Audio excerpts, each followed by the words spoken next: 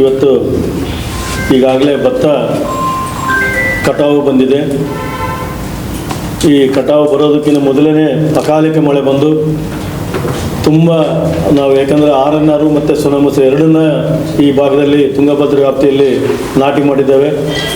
RNR ಯಾರು ರೈತರು ನಾಟಿ ಮಾಡಿದ್ದೇವೆ ಅದೆಲ್ಲ ಸಂಪೂರ್ಣ ಮಲಗಿಬಿಟ್ಟಿದೆ.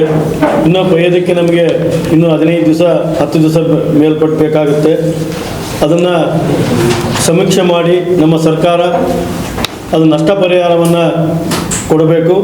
ಮತ್ತು ಭತ್ತ ಖರೀದಿ ಕೇಂದ್ರ ಏನು ತೆರಿತಾ ಇದ್ದೀವಿ ಅಂತೇಳಿ ಜಿಲ್ಲಾಧಿಕಾರಿ ಅವರು ಒಂದು ಸಭೆಯನ್ನು ಮಾಡಿದರು ನಿನ್ನೆ ಮೊನ್ನೆ.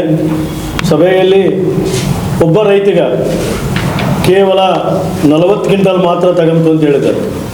ಆದರೆ ನಮ್ಮ ತುಂಗಭದ್ರಾ ವ್ಯಾಪ್ತಿಯಲ್ಲಿ 35 ಲಕ್ಷ ಮೆಟ್ರಿಕ್ ಟನ್ ಬರ್ತಾ ಇದ್ದರೆ ಸರ್ಕಾರದವರು ಕೇವಲ ಒಬ್ಬ ರೈತಿಗೆ ಅದು ಕೇವಲ 2,25,000 ಮೆಟ್ರಿಕ್ ಟನ್ ಮಾತ್ರ ತಗೊಂತು ಅಂತ ಹೇಳ್ತಾ ಇದ್ದಾರೆ. ಆಶ್ಚರ್ಯ ಆಗುತ್ತೆ. ಪಕ್ಕದ ತೆಲಂಗಾಣ ಇರ್ಬೋದು, ಆಂಧ್ರ ಪ್ರದೇಶ ಇರ್ಬೋದು 111 ಲಕ್ಷ ಮೆಟ್ರಿಕ್ ಟನ್ ಖರೀದಿ ಮಾಡಿದರೆ ಮೊನ್ನೆ ಜಿಲ್ಲಾಧಿಕಾರಿಗಳು ಹೇಳಿದರು ಪಾಲಿಸಿ ಮ್ಯಾಟ್ರ್ ಅಂತ ಹೇಳಿದರು. ಒಂದೊಂದು ರಾಜ್ಯಕ್ಕೆ ಕೇಂದ್ರ ಸರ್ಕಾರ ತಾರತಮ್ಯ ಮಾಡುತ್ತೆ, ನಮಗೆ ಗೊತ್ತಾಗ್ತಾ ಇಲ್ಲ. ಆಂಧ್ರ ಮತ್ತು ತೆಲಂಗಾಣ 111 ಲಕ್ಷ ಕೋಟಿ ಮೆಟ್ರಿಕ್ ಟನ್ ತಾಮ್ತಾ ಇದ್ದರೆ ಇಲ್ಲಿ ಈ ರಾಜ್ಯದಲ್ಲಿ ನಮ್ಮ ದೊಡ್ಡ ಪ್ರದೇಶ, ನಮ್ಮ ದೊಡ್ಡ ರಾಜ್ಯ, ಆದರೆ ಕೇವಲ 2,25,000 ಮೆಟ್ರಿಕ್ ಟನ್ ಮಾತ್ರ ತಗೊಂಡು ಹೇಳ್ತಾ ಇದ್ದಾರೆ. ತುಂಬ ಏನು ಅನ್ಯಾಯ ನಡೀತಾ ಇದೆ ಈ ರಾಜ್ಯದಲ್ಲಿ. ರೈತರು ಕೇವಲ ಇವತ್ತು 1950 2000 ಒಳಗೆ ಇವತ್ತು ದರವನ್ನು ನಿಗದಿ ಮಾಡಿದ್ದಾರೆ ಖರೀದಿ ವ್ಯಾಪಾರಸ್ಥರು. ಎಷ್ಟು ಹೋದ ವರ್ಷ ಇದೇ RNR ಮತ್ತು ಸೋನಾಮಸೂರಿ 3,100-200ಕ್ಕೆ ಮಾರಿದ್ವಿ ನಾವು. ಅದು ಖರೀದಿ ಕೇಂದ್ರ ಯಾವಾಗ ತೆರೀತಾರೆ ಅಂದರೆ ಡಿಸೆಂಬರ್ 11ರಿಂದ ಅರ್ಜಿಯನ್ನು ತಗೊಳ್ತಾರೆ. ಆಶ್ಚರ್ಯ ಆಗುತ್ತೆ. ಆದರೆ ಜನವರಿ 1ನೇ ತಾರೀಕಿನಿಂದ ಖರೀದಿ ಕೇಂದ್ರವನ್ನು ತೆರಿತೀವಿ ಅಂತ ಹೇಳ್ತಾ ಇದ್ದಾರೆ. ಆದರೆ ರೈತರ ಹತ್ರ ಎಲ್ಲ ಮಾಲು ವ್ಯಾಪಾರಸ್ಥರು ಹೋದ ಮೇಲೆ ಖರೀದಿ ಬಾಗಿಲಿಯನ್ನು ತೆರಿತಾ ಇದ್ದಾರೆ. ಆದರೆ ಜಿಲ್ಲಾಧಿಕಾರಿ ಅವ್ರಿಗೆ ಹೇಳಿದ್ವಿ, ನೋಡ್ರಿ ನೀವು ಜಿಲ್ಲಾಧಿಕಾರಿಗಳು ಸರ್ಕಾರದವ್ರಿಗೆ ಪಾಲಿಸಂದರು. ಸರ್ಕಾರ ಅಂದರೆ ಯಾರು? ನೀವು ನಾವೇ ತಾನೇ. ಸರ್ಕಾರ ಅಂದರೆ ಆಕಾಶದಲ್ಲಿ ಹುಟ್ಟಿ ಬಂದಿಲ್ಲ, ಆಕಾಶದಿಂದ ಇಳಿದು ಬಂದಿಲ್ಲ. ಆದರೆ 40 ಕ್ವಿಂಟಲ್ ಅಂದರೆ ಏನು? ಒಬ್ಬ ಸಣ್ಣ ರೈತ, 1 ಹೆಕ್ಟೇರ್ ಇರೋ ರೈತ 75 ಕ್ವಿಂಟಲ್ ಬೆಳೀತಾ ಇದ್ರು. 1 ಹೆಕ್ಟೇರ್ ರೈತ ಕೂಡ ಇವತ್ತು ಮಾರಾಟಕ್ಕೆ ಹೋಗದಂಥ ಖರೀದಿ ಕೇಂದ್ರವನ್ನು ನಮ್ಮ ರಾಜ್ಯದಲ್ಲಿ ತೆರಿತಾ ಇದ್ದಾರೆ. ಇದನ್ನು 40 ಕ್ವಿಂಟಲ್ ಎಂಬುದನ್ನು ತೆಗೆದು ಕನಿಷ್ಠ 2 ಹೆಕ್ಟೇರ್ಗೆ 5 ಎಕರೆಗೆ ತಗೊಂಬಂಥದ್ದು ಖರೀದಿ ಕೇಂದ್ರ ತೆರೆದ್ರೆ ತುಂಬ ಅನುಕೂಲ ಆಗುತ್ತೆ. ಇಲ್ಲ ಅಂದ್ರೆ ಮಾತ್ರ ಯಾವುದೇ ಕಾರಣಕ್ಕೆ ನಾವು ಸುಮ್ಮನಿರೋದಿಲ್ಲ. ಇವತ್ತು ಖಾಲಿ ಚೀಲ ಕೂಡ ಕೇವಲ 5 ರೂಪಾಯಿಯನ್ನು ಕೊಡ್ತಾ ಇದೆ. 50 ರೂಪಾಯಿ ಒಂದು ಖಾಲಿ ಚೀಲ. 150 ಕ್ವಿಂಟಲ್ ಸರ್. ಕನಿಷ್ಠ ಆದರೂ ಕೂಡ 2 ಹೆಕ್ಟೇರ್ ಆದರೂ 150 ಕ್ವಿಂಟಲ್ ತಗೊಂಡ್ರೆ ಸ್ವಲ್ಪ ಆದರೂ ಅನುಕೂಲ ಆಗುತ್ತೆ. ಇವತ್ತು 2,320 ರೂಪಾಯಿ ಇವತ್ತು ಗ್ರೇಡ್ 1 ಇದೆ. ಆದರೆ 2,300 ರೂಪಾಯಿ ಮಾತ್ರ ಕೊಡ್ತಾರೆ. 20 ರೂಪಾಯಿ ಕೂಡ ಅಲ್ಲಿ ಕೂಡ ಕರೀತಾರೆ ಸರ್ಕಾರದವರು. 2,320 ರೂಪಾಯಿ ಇವತ್ತಿನವ್ರು ಯಾವ ರೈತರು ಕೂಡ ಕೊಟ್ಟಿಲ್ಲ. ನಾವು ಹೆಚ್ಚು ಬೆಳೆಯೋದು ಗ್ರೇಡ್ 1 ಬೆಳೀತಾ ಇದ್ದೀವಿ. RNRನ 70% ಬೆಳೀತಾ ಇದ್ದೀವಿ, 30% ಸೋನಾಮಸೂರಿಯನ್ನು ಬೆಳೀತಾ ಇದ್ದೀವಿ. ಆದರೆ ಅದನ್ನು ಕೂಡ ಇವತ್ತು ಖಾಲಿ ಚೀಲ ಕೂಡ 50 ರೂಪಾಯಿ ಕೂಡ ರೈತರು ಕೊಡಬೇಕು. ಯಾಕಂದ್ರೆ ಕೇವಲ 5 ರೂಪಾಯಿಗೆ ಏನಾದರೂ ಬರ್ತೇನೆ ರೀ, ಒಂದು ಟೀ ಕೂಡ ಬರೋಂಗಿಲ್ಲ 5 ರೂಪಾಯಿ. ಇವತ್ತು 1950 ಇದೆ ರೀ ಕ್ವಿಂಟಲ್. 2,320 ರೂಪಾಯಿ ಇವರು ಖರೀದಿ ಕೇಂದ್ರವಾಗಿದ್ದರೆ ಕೇವಲ ಇವತ್ತು 1,950 ರೂಪಾಯಿ 2,000 ಒಳಗೆ ಬಂದಿದೆ. ಇನ್ನೂ ಭತ್ತನೇ ಬಂದಿಲ್ಲ. ಈ ಗೌರಮ್ಮನಿ ಹೋದ್ಮೇಲೆ ಕಟಾವು ಬರ್ತೀನಿ 2-3 ದಿವಸದಿಂದ ಶುರುವಾಗುತ್ತೆ. ಅದಕ್ಕೋಸ್ಕರ ನಿಮ್ಮ ಮುಖಾಂತರ ಸರ್ಕಾರಕ್ಕೆ ಎಚ್ಚರಿಕೆಯನ್ನು ಕೊಡ್ತಾ ಇದ್ವಿ.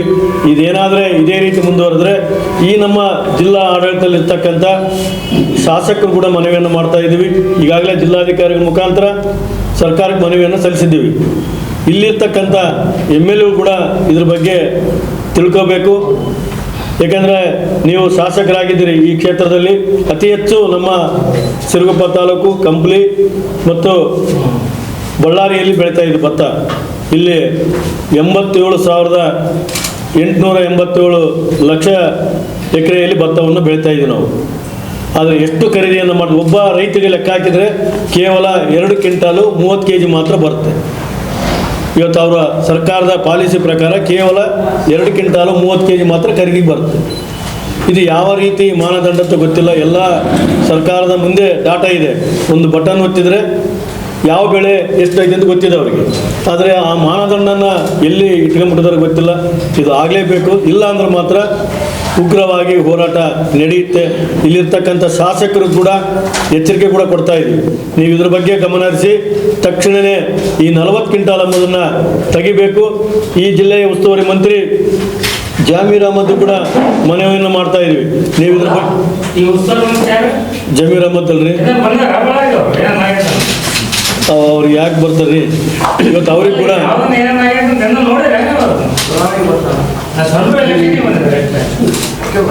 ಅವರಿಗೆ ಭಯ ಇಲ್ಲ. ನಮ್ಮದೇ ಸರ್ಕಾರ, ನಾವೇ ಅಂದ್ಕೊಂಡ್ಬಿಟ್ಟಿದ್ದಾರೆ, ಇದು ಪ್ರಜಾ ಸರ್ಕಾರ ಅಂತ ಅವರಿಗೆ ತೋರಿಸ್ಬೇಕಾಗಿದೆ ನಾವೆಲ್ಲರೂ ಸೇರಿ ರೈತರು. ಇವತ್ತು ಅದನ್ನು ಗಮನದಲ್ಲಿಟ್ಕೊಂಡು ಇದು ತಕ್ಷಣ ಖರೀದಿ ಕೇಂದ್ರ ಡಿಸೆಂಬರ್ 15ರಿಂದನೇ ತೆರಿಬೇಕು. ಡಿಸೆಂಬರ್ 1ರಿಂದನೇ ಏನು ಅರ್ಜಿಗಳನ್ನು ತಗೊಂತಾನೆ ರೈತ ವ್ಯಾಪಾರವನ್ನು ಖರೀದಿ ಕೇಂದ್ರ 1ನೇ ತಾರೀಕಿನಿಂದನೇ ತೆಗಿಬೇಕಂತೇಳಿ ನಿಮ್ಮ ಮುಖಾಂತರ ಮನವಿಯನ್ನು ಮಾಡ್ತಾ ಇದ್ದೀವಿ. ನಿನ್ನೆ ಕಂಪ್ಲಿ MLA ಹೇಳಿದ್ವಿ ಸರ್, ಸಿರುಗುಪ್ಪ MLA ಬಂದಿಲ್ಲ, ಸಿರುಗುಪ್ಪದಲ್ಲಿಲ್ಲ. ಎಲ್ಲರಿಗೂ ಕೂಡ ಈಗಾಗಲೇ ನಾಡಗೌಡ ಹಂಪನಗೌಡ್ರ ಹತ್ರ ಮಾತಾಡಿದ್ವಿ, ಸಿಂಧನೂರ ಹತ್ರ. ನಮ್ಮ ತುಂಗಭದ್ರಾ ವ್ಯಾಪ್ತಿಗೆ ಯಾರ್ಯಾರು ಬರ್ತಾರೋ ಅವರೆಲ್ಲ ಮಾತಾಡ್ತಾ ಇದ್ದೀವಿ. ಇವ್ರು ನೀವೆಲ್ಲ ಇದನ್ನು ಮಾಡಿರಿ, ಇಲ್ಲ ಅಂದರೆ ಮಾಡ್ತೀವಿ ಅಂತ ಹೇಳಿದ್ದಾರೆ. ಏನಾಗುತ್ತೆ ನೋಡೋಣ ಸರ್, ಒಂದು 2-3 ದಿವಸ ನೋಡಿ ಗೊತ್ತಾಗುತ್ತೆ ಸರ್ ಏನಾಗುತ್ತೆ ಅಂತ. ಎಲ್ಲರಿಗೂ DC ಮೇಲೆ ಸರ್ಕಾರದ ಪ್ರೆಷರ್ ಆಗ್ತಾರೆ, ಆದರೆ ಯಾರು ಹೋಗಿ ಮಾರಾಟ ಮಾಡೋದೇ ಇಲ್ಲ, ಭಾಳ ಕಡಿಮೆ ಆಗ್ತಾರೆ. ಖರೀದಿ ಕೇಂದ್ರ ತೆಗೆದಿದ್ದಂಗೆ ಮಾರ್ಕೆಟ್ನಲ್ಲಿ ಸ್ವಲ್ಪ ರೇಟ್ ಜಂಪ್ ಆಗೋದ್ರೆ ನಾವು ಕೂಡ 2-3 ವರ್ಷದಿಂದ ಒಂದು ಮನವಿಯನ್ನು ಮಾಡ್ತಾ ಇದ್ದೀವಿ. 2300ಕ್ಕಿಂತ ಯಾರಾದರೂ ಖರೀದಿ ಮಾಡಿದ್ರೆ ಒಂದು ಕ್ರಿಮಿನಲ್ ಕೇಸ್ ಹಾಕೋಂಥದ್ದನ್ನು ಒಂದು ಕಾಯ್ದೆ ತಗೊಂಬರ್ರಿ ಅಂತ ಅಸೆಂಬ್ಲಿಗೆ ಹೇಳಿದ್ವಿ, ಪಾರ್ಲಿಮೆಂಟ್ನಾಗ ಹೇಳಿದ್ವಿ. ಯಾವ ಬೆಂಬಲ ಬೆಲೆಗಿನ ಯಾರು ಖರೀದಿ ಕಮ್ಮಿ ಮಾಡ್ತಾರೋ ಅವ್ರ ಮೇಲೆ ಒಂದು ಸಣ್ಣದ ಕ್ರಿಮಿನಲ್ ಕೇಸ್ ಹಾಕ್ಬಿಟ್ರೆ ಬೇರೆ ಬೇರೆಗೆ ಯಾವುದಕ್ಕೆ ಕೇಸ್ ಹಾಕ್ತಾರೆ. ಆದರೆ ಈ ಕಾಯ್ದೆ ಮಾತ್ರ ತರಕ್ಕೆ ರೆಡಿ ಇಲ್ಲ. ಈ ಕಾಯ್ದೆ ತಂದ್ರೆ ಹೆಂಗೆ ಬೆಂಬಲ ಬೆಲೆ ಕಮ್ಮಿ ಆಗುತ್ತೆ ಹೇಳ್ರಿ? ಯಾವಾಗಲೂ ಬ್ಯಾಲೆನ್ಸ್ ಆಗಿರುತ್ತೆ. ಹೋದ ವರ್ಷ ಇವತ್ತು ಬರೀ ರೇಟ್ನಾಗೆ ಎಕರೆಗೆ 30,000 35,000 ಕಮ್ಮಿ ಆಗಿದೆ.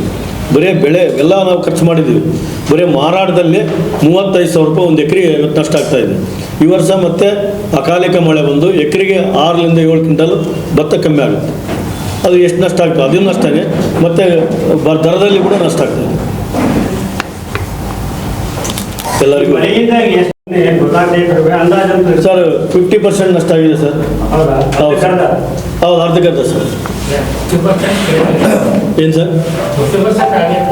ಇಲ್ಲ, 70% RNR ಇಟ್ಟಿದ್ದೀವಿ ರೀ. RNR ಎಲ್ಲ ಮಲ್ಕೊಂಬಿಟ್ಟಿದ್ರಿ. ಸುನಮುತ್ರೆ ಕೆಲವು ಕಡೆ ನಿನ್ನೆ ಹೋಗಿದ್ದು, ಕಂಬಳಿ ಕ್ಷೇತ್ರ ಕಡೆ ಎಲ್ಲ, ಜಾನೂರು, ದೇವಸಮುದ್ರ ಎಲ್ಲ ಕಡೆ ಮಲ್ಕೊಂಬಿಟ್ಟು, ಸುನಮುತ್ರೆ ಕೂಡ ಮಲ್ಕೊಂಬಿಟ್ಟದ್ರಿ. ಯಾಕೆಂದ್ರೆ ನೋಡಿದ ಮೇಲೆ ಹೇಳಕ್ಕೆ ಬರ್ತಂದು ಎಲ್ಲ ಹಳ್ಳಿ ಅಲ್ಲೂ ಹೋಗ್ತಾ ಇದ್ದೀವಿ. ಅದು ನಿಮಗೆ ಕೂಡ ಮಾಹಿತಿ ಇರುತ್ತೆ ಅದು. ಯಾಕಂದರೆ ಎಲ್ಲರೂ ವಾಟ್ಸಪ್ನಲ್ಲಿ ಹಾಕ್ತಾರೆ, ನೋಡ್ತಾರೆ ಜನ. ಎಷ್ಟು ಅದು ದಿನ ಮಲ್ಕೊಂಬಿಡ್ತಾರೆ. ಒಂದು ಸಲ ಬಾಗಿಬಿಟ್ರೆ ಒಂದು ಸಣ್ಣ ಗಾಳಿ ಬಂದರೂ ಮಲ್ಕೊಂಬಿಡ್ತಾರೆ. ಯಾಕಂದ್ರೆ ಇಷ್ಟ ಹತ್ರ ಬೆಳೀತಾರೆ RNR. ಸುನಮುತ್ರೆ ಕೂಡ ಇವತ್ತು ತುಂಬ ಚೆನ್ನಾಗಿ ಬೆಳೆ ಬೆಳೆದವ್ರಿ. ಆದರೆ ಕಟಾವು ಬಂದಾಗ ಇದೆಲ್ಲ ನಷ್ಟ ಆಗಿದೆ. ಒಂದು ವೇಳೆ ನೀವು ಮಾಡಲಿ, ಮೊನ್ನೆ ಜಿಲ್ಲಾಧಿಕಾರಿ ಹೇಳಿದ್ವಿ, ಏನ್ರಿ ಸುಮ್ಮನೆ ನೀವು ಆರ್ಡರ್ ಕೂಡ ಹಾಕಿಲ್ಲ, ಸರ್ಕಾರ ಹಾಕಿಲ್ಲ ಅಂತೀರಿ, ನಾನು ಸಮೀಕ್ಷೆ ಮಾಡಂತ ಹೇಳಿಲ್ಲ. ಸಮೀಕ್ಷೆ ಮಾಡಂತ ಹೇಳ್ಯಾರ ಯಾರು ಅಂತ ಕೇಳಿದ್ವಿ. ಜಿಲ್ಲಾಧಿಕಾರಿನ ನೀವೊಂದು ರಿಪೋರ್ಟನ್ನು ಹಾಕ್ಬೇಕು ಬಿದ್ದತ್ತಂತಂದು. ಇಲ್ಲ ಅವರು ಮಂತ್ರಿಗಳು ತುಂಬ ರೊಕ್ಕಕ್ಕೆ ಮಕ್ಕಂಬಿಡ್ರು, ಅವ್ರಿಗೆ ಏನು ಗೊತ್ತಾಗುತ್ತೆ? ಗೊತ್ತಾಗ್ತಾ ಇರೋದು ರೈತರು, ನಷ್ಟ ಆಗ್ತಾ ಇರೋದು ರೈತರು. ಪ್ರತಿ ಎಕರೆಗೆ 6ರಿಂದ 7 ಹೌದು, ಯಾಕಂದರೆ 10-12 ಚೀಲ ಕಮ್ಮಿ ಆಗ್ಬಿಡುತ್ತೆ, ಮೊಳಕೆ ಬಂದ್ಬಿಡುತ್ತೆ. ಎಷ್ಟು ಇನ್ನು ಹಚ್ಚಿಗೆ ಐತೀನಿ ಕೆಲವು. ಏನು ಸರ್? ಸರ್ ಈ ವರ್ಷ ಎಲ್ಲ 50 ಚೀಲ ಬೆಳೆ ಬೆಳಿತಾರೆ, 35 ಕ್ವಿಂಟಲ್ ಬೆಳಿತೈತೆ ಸರ್. 30ರಿಂದ 35 ಕ್ವಿಂಟಲ್ ಸಾರಾಸಾಗಿ ಬೆಳಿತೈತೆ ಸರ್. 50 ಚೀಲ ಸರ್, 50, 55, 60 ಚೀಲ ಕೂಡ ಆಗಿದೆ ಸರ್. ಹೋದ ವರ್ಷ 60 ಚೀಲ ಅಲ್ಲ, ಅದು ಈ ವರ್ಷ ಕೂಡ ಅದಕ್ಕಿನ್ನೇನು ಕಮ್ಮಿ ಇಲ್ಲ ರೀ. ಆದರೆ ನಾವು ಇವಾಗ ಬಿದ್ದು ಬಿಡ್ತೇವಲ್ರಿ. ನಿನ್ನೆ ದೇವಸಮುದ್ರಕ್ಕೆ ಹೋಗಿದ್ದೆ, ನೆಲಕ್ಕೆ ಹೋಯ್ತಾ ಇದ್ರು, ಹೋದಾಗ 38 ಚೀಲ ಆಗಿದೆ ಸರ್. ಎಲ್ಲ ನೆಲಕ್ಕೆ ಹೊರ್ಕೊಂಡ್ಬಿಟ್ಟದ್ದು. ಬಳ್ಳಾರಿಯ ನಿರಂತರ ಸುದ್ದಿಗಾಗಿ ಬಳ್ಳಾರಿ ಬೆಳಗಾಯಿತು ಚಾನೆಲ್ನ ಸಬ್ಸ್ಕ್ರೈಬ್ ಮಾಡಿ ಹಾಗೂ ಬೆಲ್ ಐಕಾನ್ ಒತ್ತಿ.